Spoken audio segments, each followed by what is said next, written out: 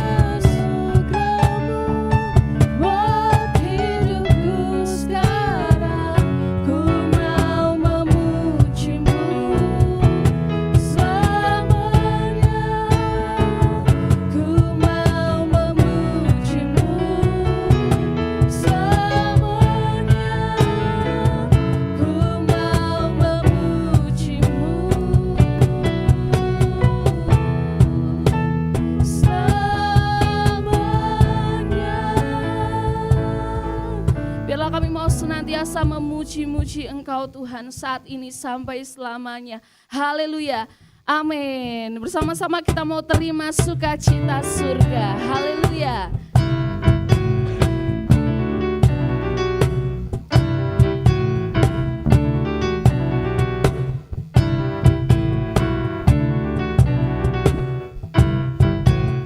Terima sukacita surga, itulah kekuatan bagi jiwa. Ku dapat rasakan kasih-Nya di tengah badai yang bergelora. Terima sukacita surga, itulah kekuatan bagi jiwa. Ku dapat saksikan kuasa-Nya, taklukkan badai yang bergelora.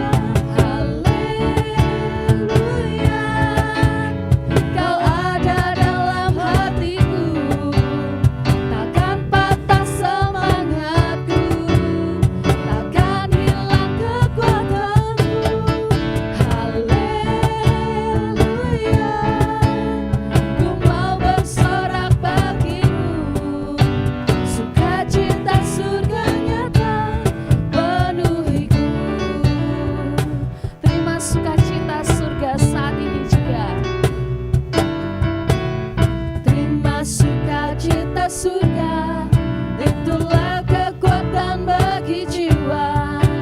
Ku dapat rasakan kasih-Nya di tengah badai yang bergelora. Terima sukacita surga, itulah kekuatan bagi jiwa. Ku dapat saksikan kuasa-Nya, taklukkan badai yang bergelora. Di dalam hati kami Tuhan, takkan patah semangatku, takkan hilang kekuatanku. Haleluya, haleluya. Ku mau bersorak bagimu, sukacita surga nyata penuhiku. Katakan haleluya.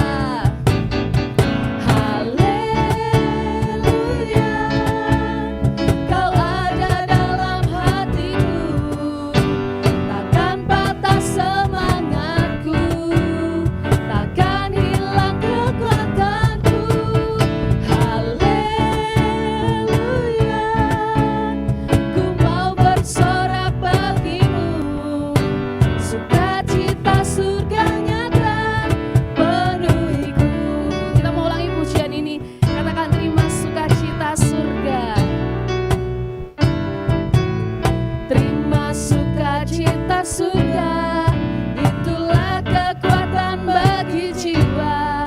Ku dapat rasakan kasih-Nya di tengah badai yang bergelora. Terima sukacita surga, itulah kekuatan bagi jiwa. Ku dapat saksikan kuasa-Nya, taklukkan badai yang bergelora. Haleluya.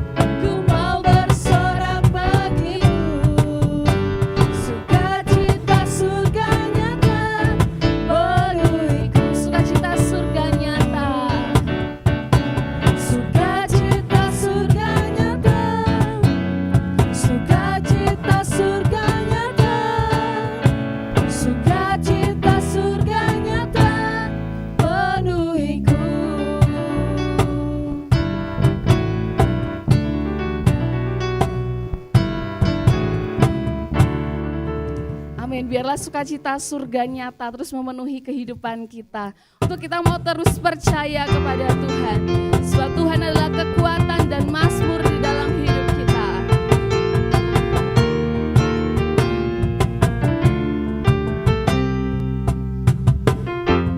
Tuhanlah kekuatan dan mazmurku,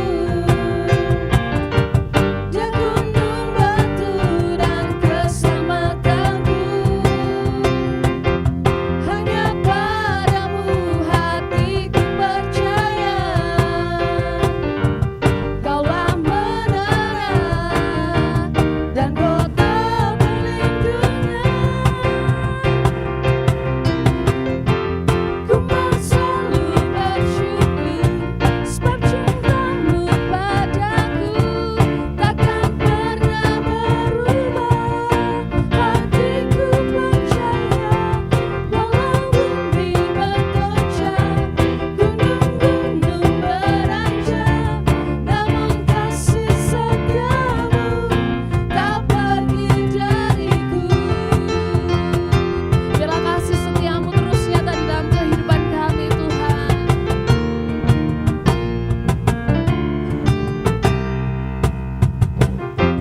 Tuhanlah kekuatan dan mazmurku, Dia gunung batu dan keselamatanku. Hanya padamu hatiku percaya, Kaulah menara dan kota perlindungan. Ku mau selalu bersyukur sebab cintamu padaku takkan pernah berubah. Hatiku percaya walau bumi bergoncang, gunung-gunung beranjak, namun kasih setiamu tak pergi dariku. Ku mau selalu bersyukur sebab cintamu padaku takkan pernah berubah. Hatiku percaya walau bumi bergoncang, gunung-gunung beranjak, namun kasih setiamu tak pergi dariku. Kasih setiamu tak pergi dariku. Kasih setiamu tak pergi dariku. Haleluya.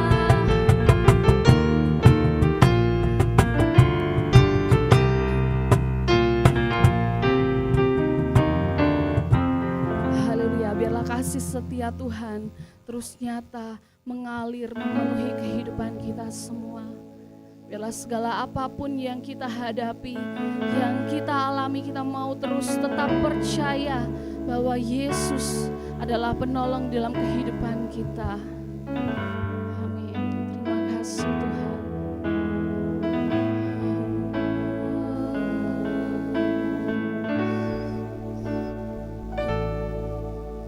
Apapun yang terjadi di dalam hidupku, selalu ku berkata, Tuhan Yesus baik. Dalam segala hal yang terjadi, tetap ku berkata, Tuhan Yesus baik. Katakan sekali lagi.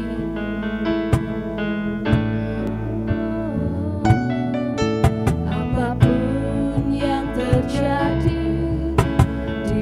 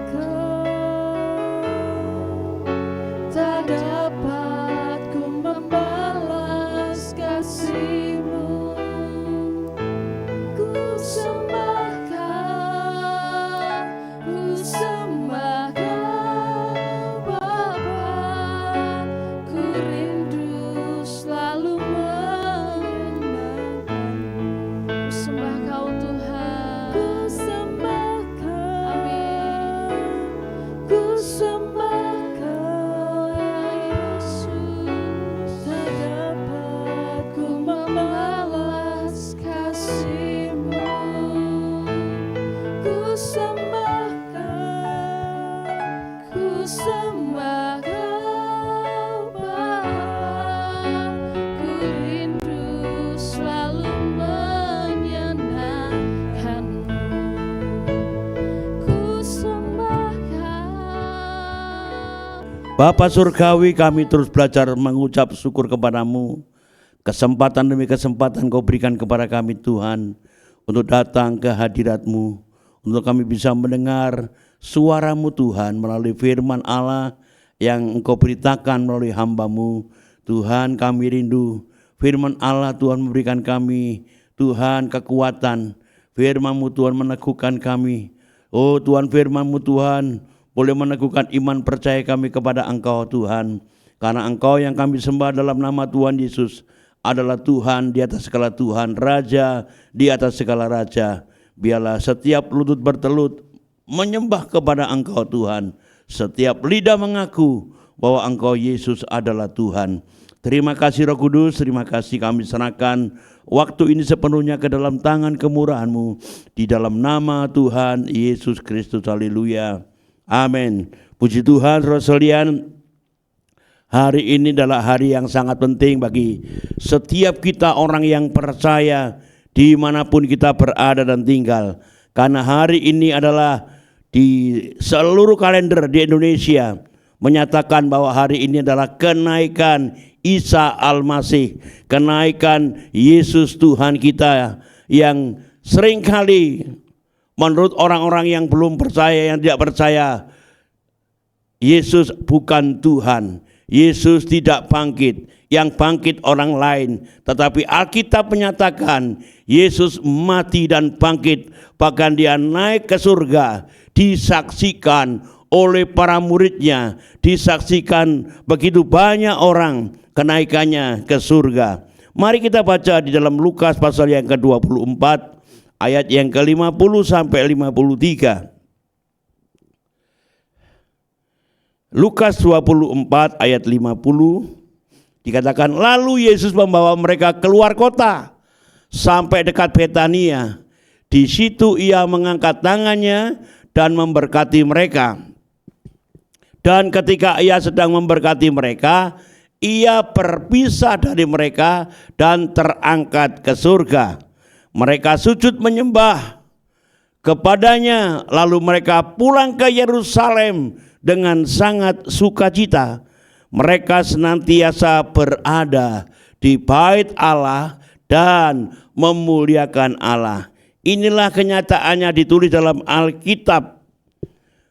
Mereka menyaksikan Yesus terangkat ke surga. Dan sebelumnya Dia memberkati mereka. Kemudian mereka berpisah dengan Yesus. Dia terangkat ke surga. Dan yang dilakukan oleh murid-murid, Ia sujud menyembah kepadanya. Lalu mereka pulang dengan sukacita. Saudara, dan mereka senantiasa memuliakan Tuhan di bait Allah. Mereka bersukacita karena arti kenaikan Yesus yaitu Ia dipisahkan dari murid-muridnya serta naik ke surga. Dan peristiwa ini saudara-saudara, setelah kebangkitannya disaksikan oleh para muridnya ketika mereka sedang berkumpul di Bukit Saidun. Saudara sekalian, dan kalau kita baca dalam Kisah Rasul 1 ayat 9 sampai 12 gak perlu dibaca. Kemuliaan Kristus menyatakan pekerjaan di mana Kristus telah dibangkitkan dan dinaikkan, diberi tempat berkuasa di sebelah kanan Allah Bapa.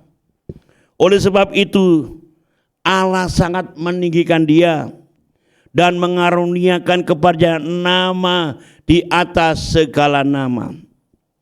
Saudara, supaya dalam nama Yesus setiap lutut bertelut, segala lutut bertelut dia menyembah kepada Yesus, segala yang di langit dan di atas bumi, dan segala lidah mengaku bahwa Yesus adalah Tuhan. Efesus pasal yang ke-1 ayat 19, Efesus 1 ayat 19 mengatakan demikian. Dan betapa hebatnya kuasanya bagi kita yang percaya, sesuai dengan kekuatan kuasanya. Kalau dalam terjemahan bahasa Indonesia masa kini. Dan betapa hebatnya Allah bekerja dengan penuh kuasa di dalam kita orang yang percaya. Inilah yang membuat murid-muridnya bersuka cita. Tuhan bekerja dengan penuh kuasa di dalam kita orang yang percaya. Saudara sekalian, mari kita melihat bagaimana Yesus naik ke surga. Apa perlunya kenaikan Yesus di dalam kemuliaannya sesudah Tuhan Yesus bangkit dari antara orang mati? Maka ia mempunyai tubuh kebangkitan, saudara. Dan tubuh kebangkitan tidak sama, tidak dapat dibatasi oleh pintu atau tembok yang tebal, ya, atau yang lain-lainnya gak bisa membatasi tubuh kemuliaan, tubuh kebangkitan Yesus. Tubuh itu adalah tubuh yang mulia dan tentunya tidak sesuai dengan keadaan di bumi ini. Oleh sebab itulah Yesus harus naik ke surga, suatu tempat yang sesuai dengan keadaan tubuh rohaninya. Lagi pula sifat Yesus Kristus yang lain daripada orang-orang di dunia ini menuntut dia keluar dari dunia ini dengan caranya yang ajaib. Ia masuk ke dalam dunia dengan cara yang ajaib. Saudara lihat bagaimana Yesus turun ke dunia melalui seorang perawan Maria, yaitu namanya Maria. Saudara, bagaimana Roh Allah bisa mendiami dan kemudian Maria mengandung dan melahirkan seorang putra. Saudara, itu cara yang ajaib. Orang mengandung bukan karena hasil hubungan manusia, tetapi Allah yang mendiami tubuhnya Maria. Saudara, karena dia masuk dengan cara yang ajaib, maka dia keluar meninggalkan dunia juga dengan cara yang ajaib, naik di atas awan-awan disaksikan oleh para muridnya. Suatu kehidupan yang tidak berdosa wajib berakhir dengan cara yang ajaib dan mulia. Kenaikan dan kemuliaan Kristus perlu untuk melanjutkan dan mengenapkan pekerjaan penebusan. Pekerjaannya belum selesai pada waktu ia bangkit dari antara orang mati. Ia harus menduduki tempat di sebelah kanan Allah Bapa, dan disitulah ia akan mencurahkan karunia-karunia kepada orang saleh. Teristimewa dia mencurahkan Roh Kudus dengan segala karunia-karunianya. Saudara sekalian, kenaikan Yesus ke surga supaya ia dapat melaksanakan pekerjaannya, mendoakan kita semua di sebelah kanan Allah Bapa, dan inilah pekerjaan sebagai imam besar bagi setiap kita orang yang percaya. Saudara sekalian, juga bagi murid-muridnya, saudara, rasul-rasulnya, kenaikan Yesus ke surga, maka mereka dapat menjawab kepada orang-orang yang mengolok-oloknya serta bertanya, di manakah Mesiasmu? Rasul-rasul itu sekarang bisa menjawab, kami telah melihat dia naik ke surga. Saudara, jawaban itu membungkam mulut orang yang tidak mau percaya kepada kebangkitan Yesus Kristus. Saudara, jadi Yesus naik ke surga, meneguhkan para rasul. Dia menyaksikan kenaikannya ke surga, dan dia bisa menjawab kepada orang-orang yang pernah mengolok-oloknya, di mana Mesiasmu? Dan sekarang dia bisa menjawab. Kita pun bisa menjawab, Yesus duduk di sebelah kanan Allah Bapa. Saudara, kenaikan Tuhan Yesus supaya ia menjadi oknum yang dapat disembah oleh segala manusia. Ingat ketika Yesus ada di muka bumi ini, tidak banyak orang yang menyembah. Artinya tidak semua orang bisa menyembah. Tetapi kenaikannya dia ke surga, maka semua dapat menyembah dia. Saudara, mengagungkan, meninggikan, memuliakan dia. Saudara sekalian, karena penyembahan itu harus bekerja beralaskan iman, bukan berdasarkan apa yang dilihat, pribadi yang kelihatan. Seperti waktu ia berada di muka bumi ini. Saudara sekalian, dari beberapa pelajaran tentang kenaikan Yesus, kita dapatkan pengharapan yang pasti. Saudara, kenaikan Tuhan Yesus memberi kepada kita orang percaya pengharapan yang pasti. Pengharapan tentang apa?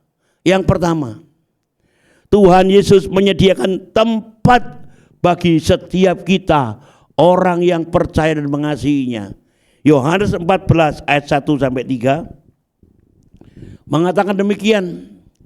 Yohanes 14 ayat 1 sampai 3, janganlah gelisah hatimu, percayalah kepada Allah, percayalah juga kepadaku.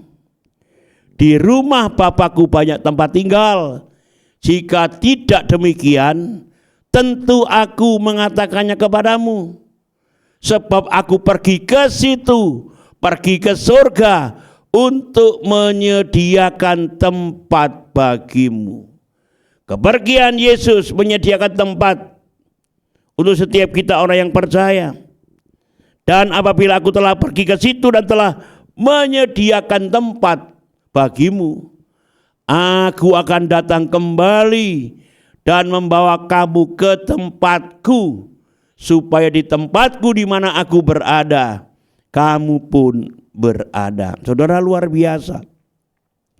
Pengharapan yang pasti inilah yang kita terima dari Tuhan Yesus, bahwa Dia menyediakan tempat kita di surga. Saudara sekalian, ini Alkitab yang menuliskan.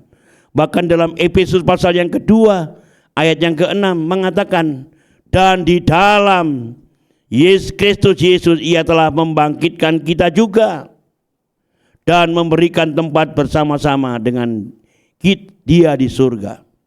Saudara, Efesus jelas mengatakan Ia yang telah membangkitkan kita juga, dan Dia yang memberikan kita, saudara, tempat, memberikan tempat bersama-sama dengan Dia di surga. Luar biasa.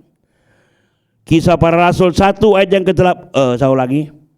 Jadi saudara sekalian, kenaikan Tuhan Yesus ke surga menggenapi apa yang Tuhan janjikan bagi kehidupan kita yang percaya kepadanya.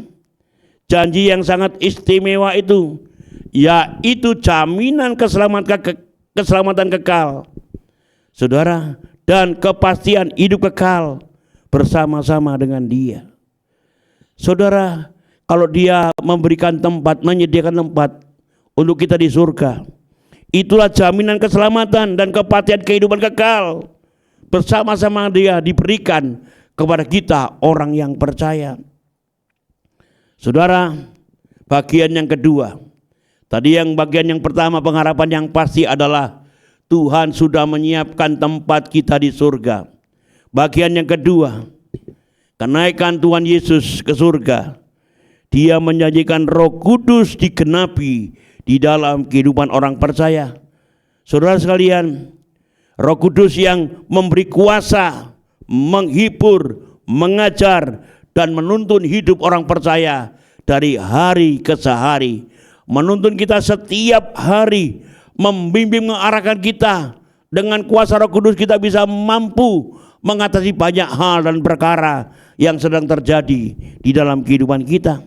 Karena Alkitab penulis Kisah Rasul 1 ayat 8 mengatakan,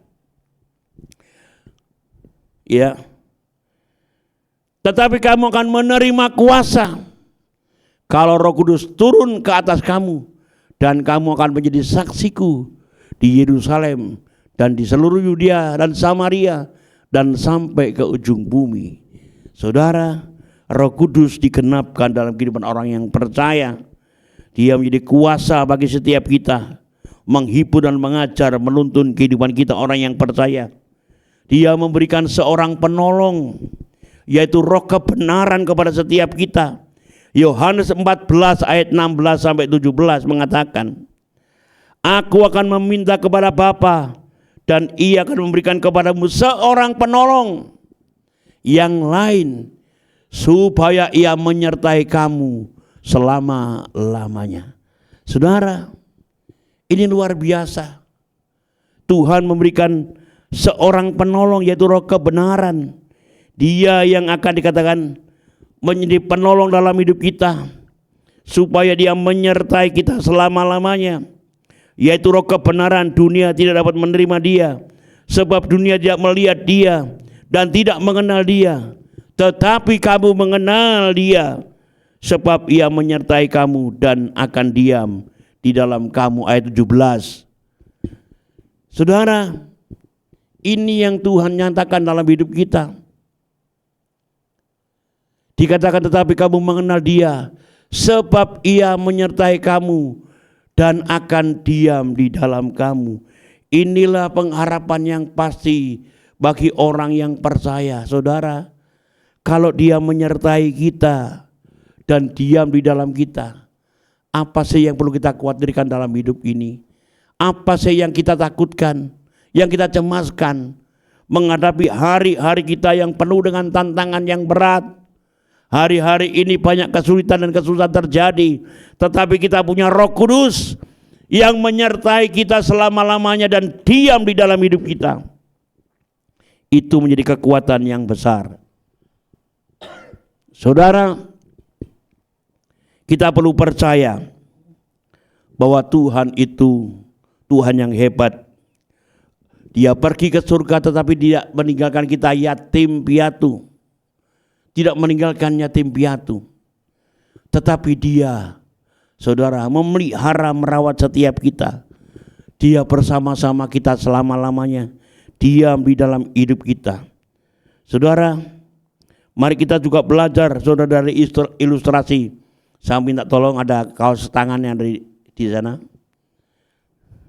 Tolong cepat. Haleluya. Saudara, dia diam bersama-sama dengan kita. Saudara melihat kaos tangan ini. Kaos tangan ini selama tidak ada yang mendiami di dalamnya, dia tidak bisa berbuat apa-apa. Dia nggak bisa memegang, saudara. Dia nggak bisa apa-apa. Saudara, dia nggak bisa megang mic yang sekarang saya pegang, tidak bisa, karena tidak ada yang ada di dalamnya. Tetapi saudara lihat, ini ilustrasi, saudara. Tetapi lihat ketika tangan saya yang mengisi kaos tangan ini, saudara, ada sesuatu di dalam kaos tangan ini membuat dia bisa memegang. Dia kuat karena ada sesuatu yang di dalamnya. Saudara, saya mengerti dengan ilustrasi ini. Ketika Yesus mendiami saya, seperti kaos tangan ini ada tangan saya, dia bisa kuat, sanggup mengangkat barang yang berat. Dia sanggup mengangkat sesuatu yang rasanya mustahil. Saudara, saudara lihat iPad ini bisa saya angkat dengan saya memakai kaos tangan. Inilah ilustrasi membayangkan bahwa ketika kita manusia yang tidak berdaya dengan segala macam persoalan pergumulan, tetapi ketika kita mengerti bahwa ada roh yang di dalam diri saya yang lebih besar, lebih kuat, ada pribadi yang luar biasa, maka otomatis seperti kaos tangan ini yang lemah, tidak berdaya, ketika ada isinya jadi kuat. Sama seperti saya, ketika pribadi Allah itu menyertai saya dan tinggal di dalam saya menjadi orang yang perkasa. Makanya dikatakan kita ini menjadi lebih daripada pemenang. Saudara, dia membimbing kita dan mengarahkan kita dengan luar biasa. Saudara, mari kita terus belajar. Ya, roh kebenaran itu akan menuntun kita, membimbing kita, dan dia akan selalu menyertai kita. Oleh sebab itu jangan pernah putus asa dan tawar hati menghadapi kehidupan ini, saudara. Memang pencobaan, tantangan, masalah kehidupan itu harus terjadi dan terus terjadi sampai kita dipanggil pulang. Masalah itu masih ada. Tetapi ingatlah, kita tidak pernah sendiri. Ada pribadi yang kuat yang menyertai kita senantiasa. Pribadi itu adalah Yesus Kristus, Roh Kudus yang bekerja menyertai kita. Saudara sekalian, bagian yang ketiga, saudara. Tadi saya katakan ada kepastian hidup. Ya. Bahwa Yesus menyediakan tempat kita di surga. Yang kedua, dia mencurahkan Roh Kudus-Nya yang menyertai kita, memberikan jadi penolong dalam hidup kita, penghibur. Dia membimbing dan mengarahkan kita, menuntun langkah-langkah kehidupan kita, sehingga kita berada di jalan yang benar oleh karena pimpinan Roh Kudus itu. Bagian yang ketiga, saudara sekalian, dikatakan tidak hanya itu saja, kenaikan Tuhan Yesus ke surga, ya, dia punya kekuatan menjadi kuasa yang hebat. Dia punya kuasa yang hebat, membuktikan dia punya kuasa yang hebat untuk kita miliki. Saudara sekalian, dia memberikan kuasa yang hebat untuk kita miliki. Kita baca dalam Efesus pasal yang 1 ayat 19 tadi. Saya ulang lagi dari ayat yang awal. Dan betapa hebatnya kuasanya bagi kita yang percaya. Saudara, Efesus 1 ayat 19. Betapa hebat kuasanya bagi kita orang yang percaya sesuai dengan kekuatan kuasanya. Saudara, inilah kuasa yang kita miliki. Kuasa yang hebat. Betapa hebatnya kuasanya. Betapa hebat kuasanya bagi kita yang percaya. Sesuai dengan kekuatan kuasanya. Saudara, kalau terjemahan Alkitab versi mudah dibaca ngomong begini. Dan kamu akan tahu bahwa kuasanya sangat besar bagi kita orang yang percaya. Kuasa itu sama kuatnya dengan kekuatan yang besar. Saudara, kuasa yang sangat besar itu menjadi milik kita. Dan setiap orang yang percaya kepada Yesus, Tuhan sediakan kuasa. Tuhan berikan kuasa. Bukan kuasa yang biasa-biasa, tetapi kuasa yang sangat besar. Ada kekuatan yang besar yang di dalam diri saya dan saudara, yang terus diam bersama-sama dengan kita, saudara sekalian. Dan di ayat yang sama di terjemahan bahasa Indonesia masa kini ngomong seperti ini. Dan betapa hebatnya Allah yang bekerja dengan penuh kuasa di dalam kita yang percaya. Saudara, lebih mempertegas. Tadi kita dikatakan kuasanya sangat besar, tetapi di dalam terjemahan yang lain memberikan penegasan yang luar biasa. Dikatakan betapa hebatnya Allah yang bekerja dengan penuh kuasa di dalam diri saya dan di dalam diri saudara semua yang mendengar firman Allah pada sore hari ini. Saudara, kita punya kuasa yang hebat yang bekerja dengan penuh kuasa di dalam diri saya dan dalam diri saudara. Apakah saudara masih takut dan khawatir hari ini? Saudara, masing-masing pribadi punya pergumulan, persoalan yang berbeda-beda. Tetapi kuasa yang sama yang Tuhan berikan kepada saya dan saudara membuat kita mampu dan bisa mengatasi setiap persoalan dan pergumulan kita yang berat.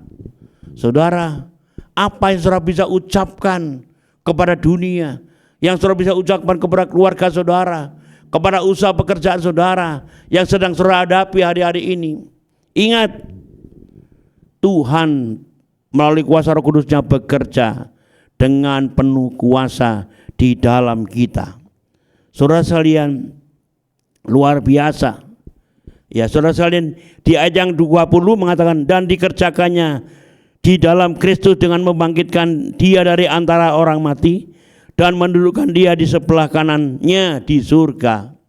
21, jauh lebih tinggi dari segala pemerintah dan penguasa dan kekuasaan dan kerajaan dan tiap-tiap nama yang dapat disebut, bukan hanya di dunia ini saja, melainkan juga di dunia yang akan datang, tidak bisa menandingi akan kehebatan keperkasaan Tuhan. Saudara, jauh lebih tinggi dari pemerintah manapun di muka bumi ini, jauh dari penguasa manapun di muka bumi ini. Kekuasaan yang seperti apa di dunia ini gak bisa menyamai Yesus, gak bisa menyamai Roh Kudus yang bekerja dalam hidup kita. Kerajaan yang kuat manapun tidak bisa dibandingkan dengan kuasa yang Tuhan berikan kepada kita. Saudara, kemudian kalau kita sudah mendengar bahwa Tuhan itu menyediakan tempat yang pasti untuk setiap kita orang yang percaya. Yang kedua, dia mencurahkan Roh Kudus-Nya. Dia mengajar, menuntun, membimbing, mengarahkan kita menjadi penolong dalam hidup kita. Roh kebenaran itu yang membimbing dan mengarahkan kita. Dan yang ketiga, Yesus punya kuasa yang besar untuk kita miliki. Karena kuasa itu sudah diberikan kepada kita, menyertai kita dan tinggal di dalam kita.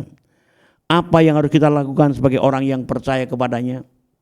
Saudara, biarlah hari ini kita menjadi orang-orang yang senantiasa mencari perkara-perkara yang di atas, memikirkan perkara-perkara yang di atas. Karena kita sudah mengerti melalui firman Allah, Tuhan memberikan pengharapan yang pasti. Bagaimana sikap hidup kita? Yang pertama, di dalam Kolose 1 ayat 1 sampai 4. Kolose 3 ayat 1 sampai 4. Karena itu, kalau kamu dibangkitkan bersama dengan Kristus, carilah perkara-perkara yang di atas, di mana Kristus ada, duduk di sebelah kanan Allah. Saudara, perkara di bumi memang penting, butuh kita miliki, tetapi kita mesti memikirkan kehidupan yang akan datang.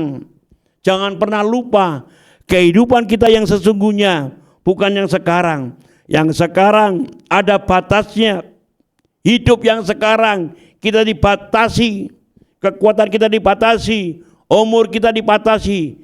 Tetapi untuk perkara kehidupan yang kekal, kebahagiaan yang kekal, itu tanpa batas.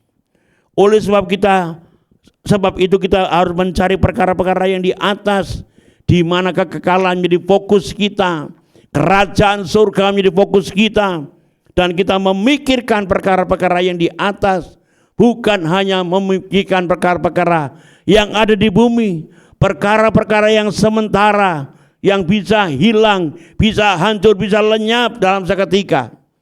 Tetapi ketika kita memikirkan perkara surga, surga tidak pernah bisa hancur. Di sana ada pribadi Allah yang luar biasa. Saudara, bagian yang kedua, ya. Tadi yang pertama kita mencari perkara-perkara di atas, memikirkan perkara-perkara yang di atas. Dan yang kedua, apa yang harus kita lakukan, kita buat. Kalau kita sudah mengerti kebenaran tentang kenaikan Yesus ke surga. Yang kedua, 1 Tesalonika 4 ayat 1. Akhirnya saudara-saudara, kami minta dan kami nasihatkan kamu dalam Tuhan Yesus. Saya ulangi, akhirnya saudara-saudara, kami minta dan nasihatkan kamu dalam Tuhan Yesus. Kamu telah mendengar dari kami bagaimana kamu harus hidup supaya berkenan kepada Allah. Hal itu memang telah kamu turuti, tetapi baiklah kamu melakukannya lebih bersungguh-sungguh lagi. Bagian yang kedua tidak kalah pentingnya. Mari saudara, untuk kita bisa menikmati kebahagiaan kekal selama-lamanya, mari kita hidup berkenan kepada Tuhan. Saudara, berkenan itu cocok dengan hati Tuhan. Berkenan itu menyenangkan hati Tuhan. Berkenan itu menyukakan hati Tuhan dalam hidup sehari-hari. Mari renungkan, apakah saudara dan saya sudah menyenangkan hati Tuhan dengan sikap hidup kita, dengan perbuatan kita, dengan ibadah-ibadah dan penyembahan kita kepada Tuhan. Apakah Tuhan sudah senang dengan apa yang kita lakukan? Alkitab menulis, memang kamu telah turuti, tetapi baiklah kamu melakukannya dengan bersungguh-sungguh hati. Ini yang Tuhan tegaskan. Memang kita sudah baca firman Allah. Apakah kita membaca lebih sungguh-sungguh lagi? Memang saudara-saudara berdoa setiap pagi, setiap hari, setiap saat. Apakah kita melakukannya dengan bersungguh-sungguh hati? Kalau belum, saudara, mari bersama-sama dengan saya, kita akan mengikuti apa yang Tuhan katakan, saudara-saudara. Hidup berkenan kepada Allah, menyukakan hati Tuhan, menyenangkan hati Tuhan. Bukan menyenangkan manusia, rugi, saudara-saudara kita. Bagian yang ketiga, apa yang harus kita buat? Tuhan sudah memberikan kita kuasa. Mari dikatakan kita harus menjadi saksi, memberitakan kabar keselamatan sesuai dengan perintahnya. Kamu akan menerima kuasa kalau Roh Kudus turun, dan kamu harus menjadi saksiku Yerusalem, Samaria sampai ke ujung bumi. Itu yang Alkitab katakan, saudara sekalian. Menjadi saksi Tuhan, menjadi berkat banyak orang. Nama Tuhan dipermuliakan melalui hidup kita. Saudara sekalian, karena kita punya kepastian bahwa kita akan menempati tempat yang mulia, surga yang mulia. Saudara sekalian, dan mari sama-sama kita tidak hanya menjadi saksi. Kunci yang paling terakhir apa yang kita buat ketika kita sudah mendengar kebenaran firman Allah, bahwa ada pengharapan yang pasti yang kita miliki, maka seperti pokok anggur dan ranting-rantingnya, dan ranting-rantingnya itu harus melekat, terhubung dengan pokok. Demikian pula setiap kita orang yang percaya, bagaimana kita bisa menikmati hadirat Tuhan, bagaimana kita menjadi orang yang terus berkuasa. Saudara, Yesus berdiam dalam hidup kita, tetapi kalau kita nggak pernah berkomunikasi dengan intim, tidak terhubung dengan Tuhan, apakah yang dapat kita peroleh? Alkitab menulis, saudara, kita ini tidak bisa berbuat apa-apa di luar Tuhan. Yohanes 15 ayat yang kelima ngomong seperti itu, saudara sekalian.